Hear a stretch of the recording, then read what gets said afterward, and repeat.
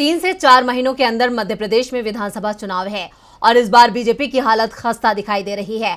चुनावी साल में मुख्यमंत्री शिवराज सिंह चौहान अपनी पूरी ताकत लगा रहे हैं, लेकिन इस बीच चुनाव से पहले ही सीट बंटवारे को लेकर सत्तारूढ़ पार्टी में अंतर्कलह की खबर आ रही है।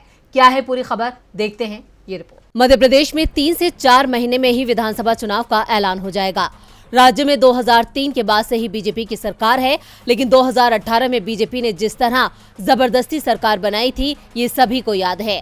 दरअसल ज्योतिरादित्य सिंधिया की बगावत के चलते कमलनाथ को सीएम पद से इस्तीफा देना पड़ा। अब एक बार फिर चुनाव करीब हैं, तो तमाम एजेंसियों के सर्वे सामने आ रहे हैं, जो बीजेपी की नींद उड़ा रहे हैं।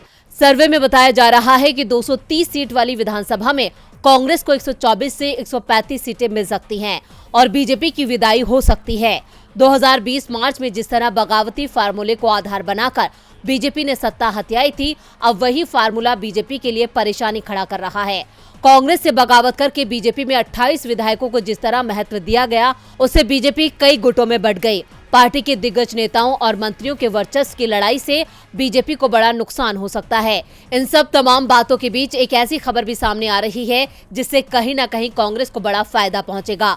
दरअसल खबर है कि ग्वालियर चंबल के 8 जिलों की 34 सीटों में बंटवारे को लेकर अंतर्कलह चल रही है, तो वहीं बुंदेलखंड के 5 जिलों की 26 सीटें, महाकौशल इलाके में 38 सीट, विंध्य क्षेत्र में 30 सीट और मालवा निमाड़ क्षेत्र की 66 सीटों में विधायकों ने बगावत की है। गौरतलब है कि अगर बीजेपी के विधायक बागी होते हैं, तो इसका फायदा मुख्य विपक्षी पार्टी कांग्रेस को मिलेगा। डीबी लाइव की रिपोर्ट।